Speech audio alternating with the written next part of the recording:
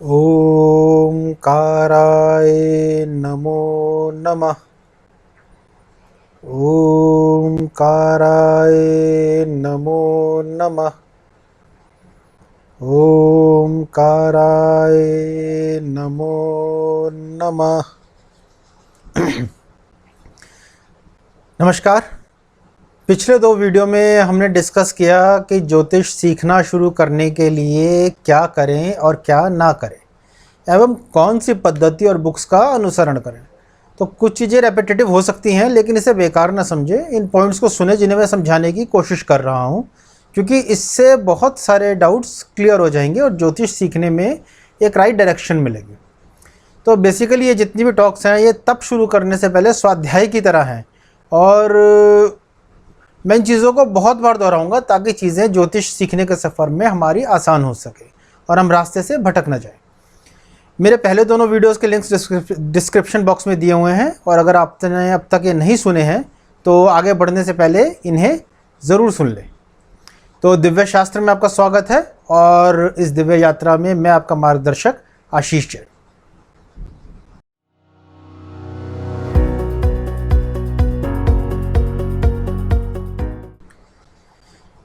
तो पहला हमारा आज का टॉपिक कि ज्योतिष क्या है।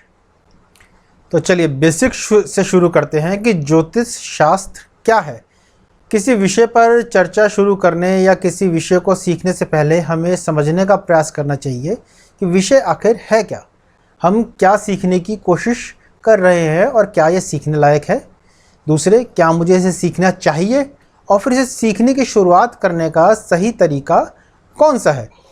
तो सीखने की शुरुआत करने के सही तरीके के बारे में मैंने अपने पहले दो वीडियोस में थोड़ा बेसिक्स में आपको समझाया है। तो अब हम समझेंगे कि ज्योतिष क्या है, या अधिक सटीक कहें तो भारतीय ज्योतिष या वैदिक ज्योतिष जिसको कहा जाता है, वो आखिर है क्या। इंग्लिश में इसको कहा जाता है एस्ट्रोलॉजी। तो ये दो वर्ड से मिलकर बना हुआ है, एस्ट्रो प्लस लोगो, जहाँ एस्ट्रो का अर्थ है स्टार्स और लोगो का अर्थ है लॉजिक या भाषा। तो सितारों के, स्टार्स के लॉजिक, या सितारों से प्राप्त किए गए लॉजिक, या उनकी भाषा।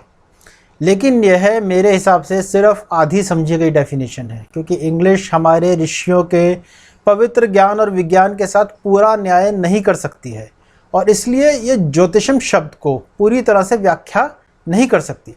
ज्योतिष शब्द का अर्थ है ज्योति और ईश, अर्थात प्रकाश और ईश्वर, इसलिए यह ईश्वर का प्रकाश है। अगर हम और गहराई में जाएं तो सूर्य ही है जो ज्योतिष के सभी ग्रहों के बीच स्वयं का प्रकाश उत्पन्न करता है। ज्योतिष में दो ल्यूमिनरीज हैं, दो प्रकाशित ग्रह माने जाते हैं, सूर्य और चंद्र। बट लेकिन इनमें जो सूर्य है एक्चुअल में ओरिजिनल प्रकाश उसी का ही है। चंद्रमा सूर्य के प्रकाश को ही दोबारा से वापस रिफ्लेक्ट करता है। ये बात हम सभी सामान्य विज्ञान से जानते हैं, और इसी वजह से सूर्य का दूसरा नाम ज्योतिष भी है।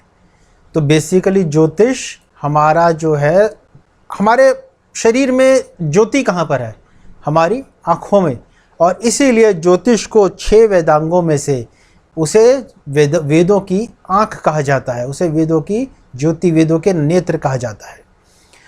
तो इसमें कोई आश्चर्य की बात नहीं है कि सूर्य ही जो है इनिशियल लेवल पे शुरुआत में 12 आदित्यों के रूप में प्रारंभ में सभी की सभी 12 राशियों का स्वामित्व सूर्य के पास था। बाद में ही इन सब राशियों को दूसरे ग्रहों के बीच डिस्ट्रीब्यूट किया गया, बांटा गया।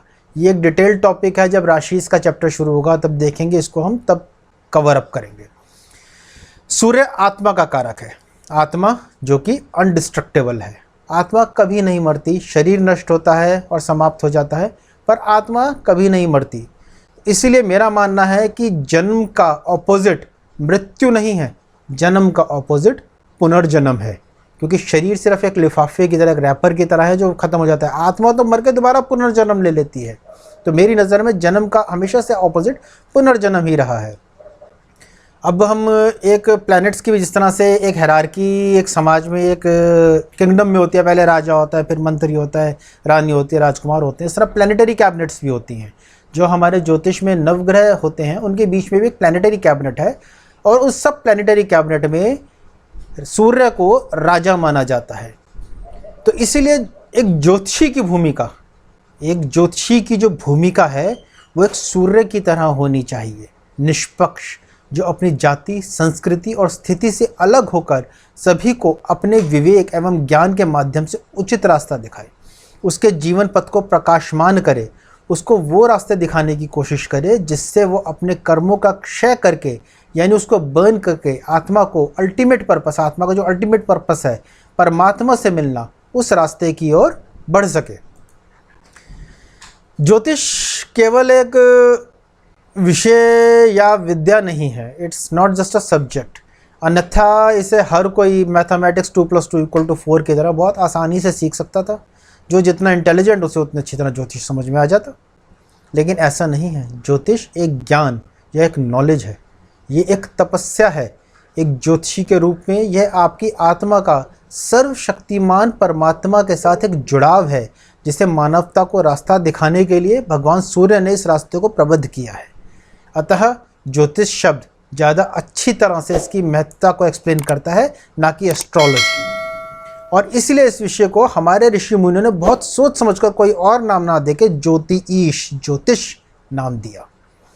तो ज्योतिष का उद्देश्य मेरी नज़र में, देखिए मेरी अपनी पर्सनल ओपिनियन है कि ज्योतिष का उद्देश्य एक्चुअली किसी नेटिव के लिए डेली प्रेडिक्शंस करना या रोज़मर्रा की मटेरियलिस्टिक भविष्यवाणी करना नहीं था। ज्योतिष का जो प्रारंभ हुआ, ज्योतिष को जो बनाया गया, वो इस वजह से नहीं बनाया गया। ऑब्वियसली जो मटेरियलिस्टिक चीज़ें जिसके लिए ज़्यादातर हमारे पास क्वेश्चंस आते हैं एक्चुअल में ज्योतिषियों के पास, वो मटेरियलिज्म से ही रिलेटेड होते हैं और वो भी हमारे कर्मों का ही लेखा जोखा है। बट लेकिन ज्योतिष का प्रथम पर्पस, प्रथम उद्देश्य ये नहीं था। इसका उद्देश्य बहुत अधिक और बहुत बड़ा था। यह आपके पिछले कर्मों के पैटर्न और इस जीवन में उसके कारण आपको क्या परिणाम भुगतने पड़ सकते हैं, इसका अध्ययन करने जैसा था।